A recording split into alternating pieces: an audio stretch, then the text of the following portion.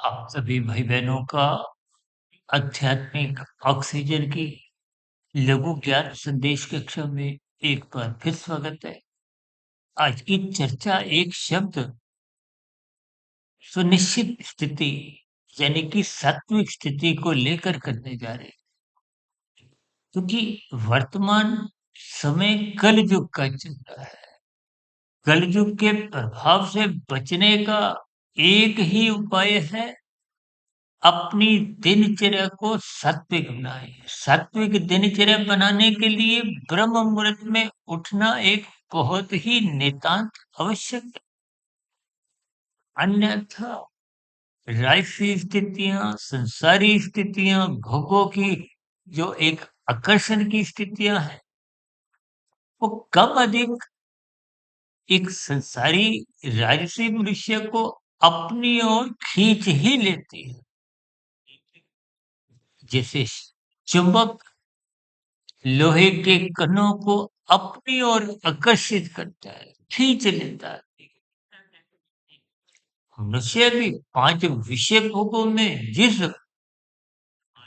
विषय की उसकी एक मुख्य कमजोरी होती है, वो उनकी ओर खींचता है।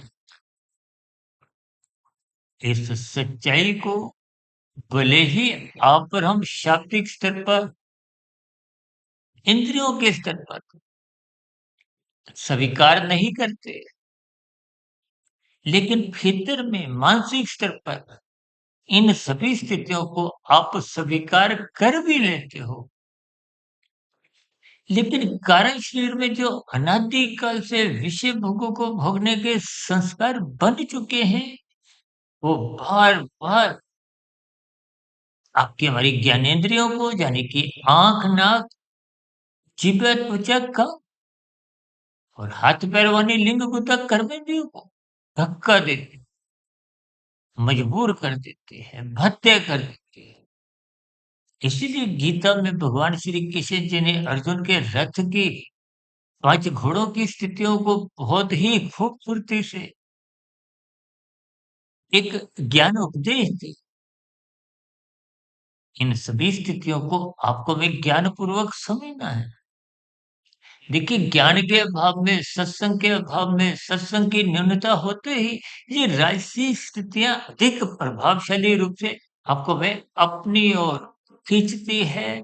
और राजसी स्थितियां ही जब नाचने लगती हैं, गहरे तल पे उतर जाती हैं, तो मनुष्य को तमोगुण में गिराती है। तमोगुण में गिरने के उपरांत फिर मनुष्य कानून का उल्लंघन करने से भी हिचकता नहीं और पाप कर्म करने को भी भत्ते हो जाता है। इन सभी स्थितियों पर आप भी ज्ञान पूर्वक चिंतन करें। देखिए, बिना प्रकाश के अंधकार जाता नहीं है, बिना ज्ञान के अज्ञानता जाती नहीं है। तो फिर बिना सत्वगुण का संग किए ये राजसी और तामसी स्थितियां नियंत्रण में नहीं आई।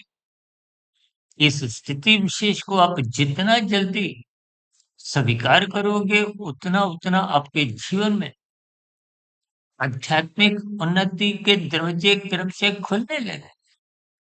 अन्यथा ये 5 भोग्य विषयों की सत्ती लोलुपता आपको में अपनी दिनचर्या विषय भोगों की जो 24/7 का रूप धारण कर चुकी है, उनको भोगने में बाध्य कर देती है।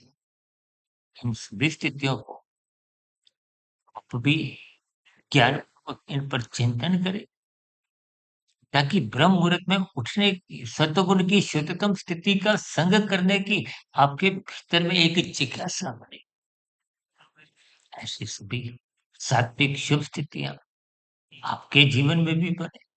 इन्हीं शुभकामनाओं के साथ चर्चा विशेष को यहीं विश्राम देते हैं। शाम को सर्व कल्याण वृक्ष की प्रश्नोत्तर ज्ञान कक्षा में और कल सुबह ब्रह्म मुहूर्त ज्ञान उपदेश कक्षा में फिर एक नए विषय को लेकर मुलाकात करें। तब तक आप अपने आध्यात्मिक मित्र सुधीर भाटिया फकीर को इजाजत दें। वीडियो विशेष को ध्यानपूर्वक सुनने के लिए आप सभी भाई बहनों को बहुत बहुत